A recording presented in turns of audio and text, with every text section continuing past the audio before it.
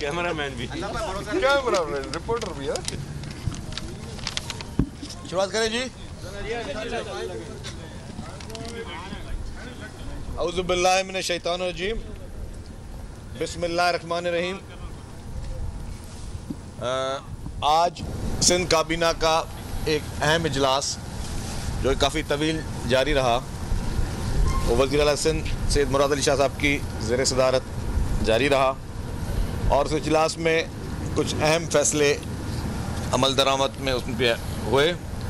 पहले तो एक उसमें फूड डिपार्टमेंट का इश्यूज़ थे जिस पे मिनिस्टर साहब ने उस पर ब्रीफिंग दी। फिर उसके बाद उस इजलास में ही आईजी सिंध ने लॉ एंड ऑर्डर की जो करंट सिचुएशन है और जो भी थ्रेट की सिचुएशन है, जिस तरह आपको पता है कि एक दहशतगर्द तंजीम की तरफ से एक लेटर इशू हुआ था जिसमें मुख्तलिफ पार्टियों के नाम भी लिखे हुए थे। फिर जो भी दहशतगर्दी के वाक़यात बलूचिस्तान और खैबर पख्तूनख्वा में हुए, उसके बाद फिर आईजी साहब ने बताया कि उसमें सिंध सूबे में भी उसके लिए थ्रेट्स मौजूद हैं, तो वो सारी चीज़ें अमल में आई। फिर उसी इजलास में जो है जो बल्दियाती इलेक्शन होने जा रहे हैं 15 तारीख को, उसके बारे में तफसीली बातचीत हुई और उस काबीना के इजलास के बाद जो फैसले ये हुए कि हुकूमत सिंध पहले से एक लेटर लिख चुकी है इलेक्शन कमीशन ऑफ पाकिस्तान को कि डिस्ट्रिक्ट दादू में मेहड़, खैरपुर, नासन शाह, जोही इलाकों में अभी भी पानी मौजूद है। तो उसके लिए सिंध हुकूमत लिख चुकी है कि डिस्ट्रिक्ट दादू में इलेक्शन जो हैं वो मुलतवी किए जाए, ताकि जब तक सैलाब का पानी और बारिशों का पानी जो वहाँ पे भी मौजूद है, जब तक वो क्लियर नहीं हो जाता तब तक जो है वहाँ इलेक्शन करना मुमकिन नहीं होगा, क्योंकि ये पॉसिबल नहीं है कि आप पानी में लोग जाके या जो लोग या जो गाँव अभी तक पानी में डूबे हुए हैं वो इलेक्शन के लिए प्रोसेस में हिस्सा लें। उसके बाद हमारे इत्तेहादी हैं वफाकी हुकूमत में मुत्तहिदा कौमी मूवमेंट, उनका एक देरीना मुतालबा था कि उनको डिलिमिटेशन में कुछ एतराज़ात थे। तो उस पर क्योंकि एमक्यूएम इत्तेहादी भी है और हम चाहते हैं कि जी जो भी इत्तेहादी पार्टीज़ हैं उनके मुतालबात को संजीदा लिया जाए। तो उन एमक्यूएम के मुतालबात पर जो एक सेक्शन 10(1) है जिसमें सिंध हुकूमत ने, कैबिनेट ने जो यूनियन काउंसिल के नंबर्स जो हैं वो मुकर्रर करती है कि जी किस डिस्ट्रिक्ट में कितने यूनियन काउंसिल होंगी, तो वो आज सिंध काबीना ने वो नोटिफिकेशन जो है वो विड्रॉ कर दिया है।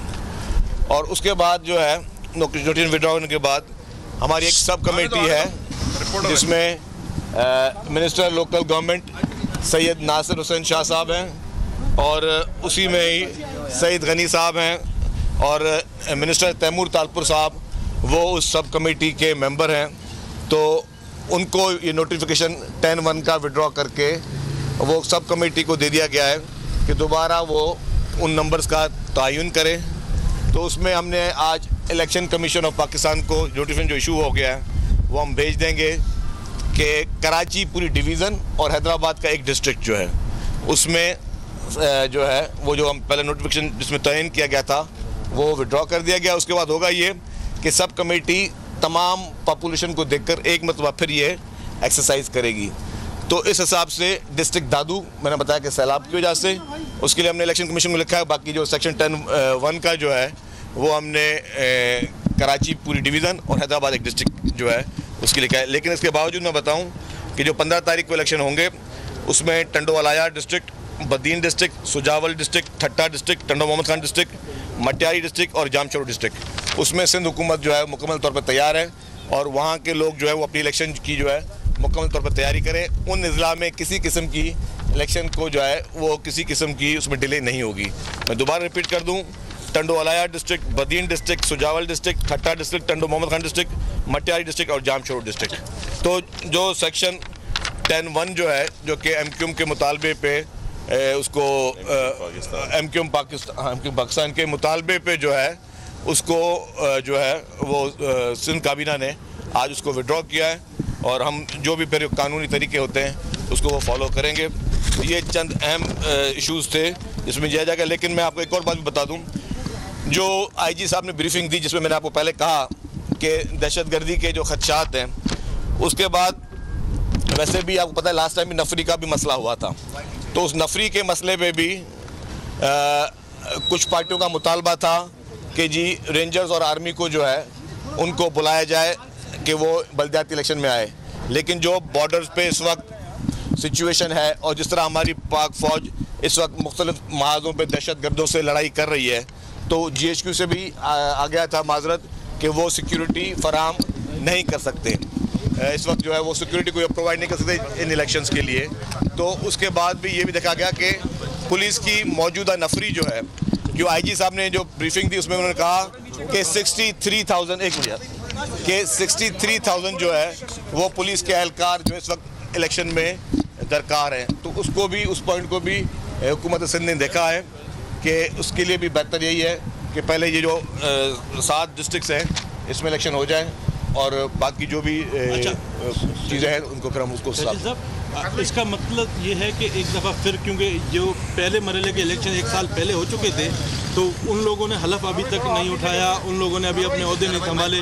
इस दफ़ा फिर अगर कराची में आप 7 अजला में मुलतवी करने जा रहे हैं इलेक्शन और हैदराबाद के एक डिस्ट्रिक्ट में मुलतवी हो जाएगा, तो MKM का मुतालबा तो मान लिया जाएगा। लेकिन पीपल्स पार्टी के जो वोटर्स हैं वो पीपल्स पार्टी की तरफ दे रहे हैं कि सूबाई हुकूमत क्या फैसला करेगी, कब उन्हें देंगे, कब हलफ होगा। अब MKM का मुतालबा तो हो गया, आप अपने जियालों को, अपने वर्कर्स को क्या जवाब दे रहे हैं? इसमें एक और डिस्ट्रिक्ट का एडिशन कर लूँ कि डिस्ट्रिक्ट दादू जो है, जो भी सैलाब की वजह से, उसको हमने सबसे पहले मैंने जिक्र डिस्ट्रिक्ट दादू का किया और हमने इस बात पे भी काबीना में जिक्र हुआ कि जो लोग पहले मरहले में इलेक्शन जीत के आ चुके हैं, जिनको अवाम वोट दे चुके हैं, और अगर उनका ओथ हो जाता तो इन बरसात में, इन सैलाब में वो अवाम की सबसे ज़्यादा खिदमत कर सकते थे।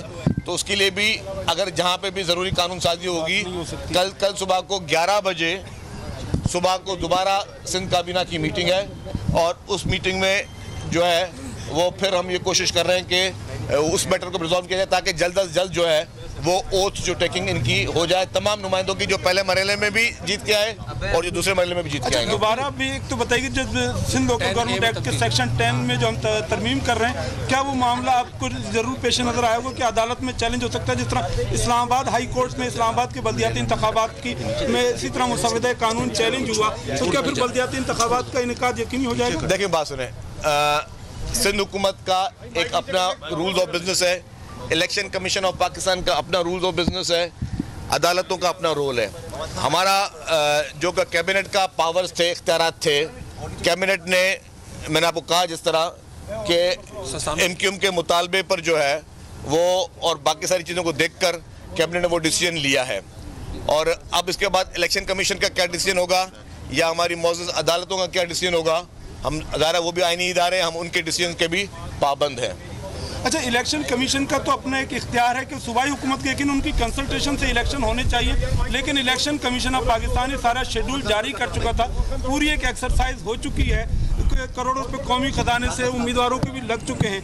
तो ऐसे मौके पर जब इतनी बड़ी अखराजात हो चुकी, इतनी बड़ी एक्सरसाइज हो चुकी, काबीना ने इतनी ताख़ीर से ये फैसला क्यों किया? अगर मफाद आमा में ये फैसला था तो काबीना ने ताख़ीर क्यों की? देखिए बात सुने, हर चीज़ की हर एक की अपनी अपनी लिमिटेशन होती है, क्योंकि ऑलरेडी उस वक्त ये सारे इश्यूज पेंडिंग थे, सब जुडिस थे। तो जब ये ऑलरेडी कोर्टों में पेंडिंग थे, सब जुडिस थे, तो उस वक्त गवर्नमेंट कोई डिसीजन नहीं ले सकती। जब कोर्टों ने, ऑनरेबल कोर्ट से उन सारी चीज़ों पे डिसीजन दे दिए, तो फिर अब हमें डेफिनेटली, जब हमारे पास ये चीज़ दोबारा रेफ़र हुई, तो मैंने जिस तरह कहा कि ये हमारे MKM इत्तेहादी रही है और अभी भी इत्तेहादी है फेडरल गवर्नमेंट में, तो हम चाहते हैं कि जी डेफिनेटली उनको अगर कोई ग्रीवेंसेस है तो जो भी हमारे गवर्नमेंट के लेवल पे जो चीज़ें हैं उनको हम उनको फैसिलिटेट करें। अच्छा, ये इससे तो ये तासुर मिल रहा है कि अगर कोई भी जमात या कोई भी गिरोह एहतजाज करेगा, मुजाहरा कर रहे हैं या एहतजाज या मुजाहरा करेगा, उसका मुतालबा तस्लीम कर लिया जाएगा और उसको इसी तरह जो रोड पे आएगा उसकी बात मानी जाएगी। देखिए जी, ना किसी के रोड पे आने की वजह से बात मानी गई है, ना किसी एहतजाजी मुजाहरे के ऊपर ये बात हुई है। डेफिनेटली आपको पता है कि पाकिस्तान पीपल्स पार्टी पाकिस्तान की वाहिद जमात है जो हमेशा, चाहे जो पार्टी इक़्तिदार में हो या जो पार्टी इक़्तिदार में ना हो, हमेशा कोशिश की है कि मुल्क के लिए तमाम पॉलिटिकल पार्टीज़ को साथ लेकर चलना चाहिए और वही हमारी प्रायोरिटी हमेशा रही है। तो चाहे हमने बहुत सारी इस तरह की जमातों के भी मुतालबे के लिए उनको फैसिलिटेट करने की कोशिश की है जो कि हुकूमत के कभी हमारी इत्तेहादी नहीं रहे, तो जायज़ बात या कोई भी मुतालबा कहीं से आता है तो डेफिनेटली जो है वो हम हुकूमत में हमारा फ़र्ज़ है कि उनको एड्रेस करना, हमने उस तरह एड्रेस किया है। शकील साहब ये बता दीजिएगा, अब आज के ऐलान के बाद कल पाकिस्तान तहरीक इंसाफ और जमात इस्लामी भाई नासिर शाह के दोस्त हैं वो सड़कों पर होंगे, एहतजाज करेंगे और कहेंगे हुकूमत सिंध ब्लैकमेल हो गई, क्या कहेंगे आप? देखिए बात सुने, अब आपने एक बात कर ली, मैंने अपनी एक बात जवाब दे दिया इसका। जमात इस्लामी के खदशात जो होंगे, अगर जमात इस्लामी बात करना चाहेगी तो वो भी उसमें हल हो सकते हैं, क्योंकि ये तो ये तहरीक इंसाफ से भी हमें कोई एतराज़ नहीं है कि तहरीक इंसाफ कोई जायज़ बात करेगी जो हालांकि उसने की नहीं है। और जमात इस्लामी को मैं कह दूँ कि 3 दफ़ा इक़्तिदार में जमात इस्लामी कराची में आ चुकी है, 2 मरतबा अब्दुल सत्तार अफगानी साहब मरूम, 1 दफ़ा नेमतुल्लाह खान साहब मरूम जो है वो जीत चुके हैं कराची से मेयर। आप मुझे कोई एक प्रोजेक्ट बता दें जो जमात इस्लामी ने कराची में कोई मेगा प्रोजेक्ट किया हो, लेकिन फिर भी उसके बावजूद अगर इलेक्शन में जमात इस्लामी को मना थोड़ी कर रहे हैं। इलेक्शन अगर जितने दिन भी अगर डिले होती है, जितने दिन भी जमात इस्लामी दोबारा कॉन्टेस्ट कर सकती है। थैंक यू, शुक्रिया। एक बार फिर दोबारा 10A में तब्दीली का एक बार जुमला फिर बताते हैं क्या जी। 10A का मैं कह चुका हूँ जी। 10A जो कि अच्छा जो 10A है आज काबीना ने फैसला किया है कि उसको वापस लिया गया है। उस 10A में हम जो है वो यूनियन काउंसिल्स के नंबर्स जो हैं वो फिक्स करते हैं मुख्तलिफ डिस्ट्रिक्ट्स में। MQM के खदशात थे कि जी वहाँ पे पॉपुलेशन के कोई इशूज़ थे, तो उन खदशात को और उनके मुतालबे पर जो है वो हुकूमत सिंध ने वो नोटिफिकेशन विड्रॉ किया और ये जो सब कमेटी है कैबिनेट की वो दोबारा सबके ग्रीवेंसेस सुन के इसको नोटिफाई करेगी। हो सकता है कि उतने ही दोबारा वापस यूसी बन जाए, वो तो सारे पैरामीटर देखा जाएगा ना। Thank you. अल्लाह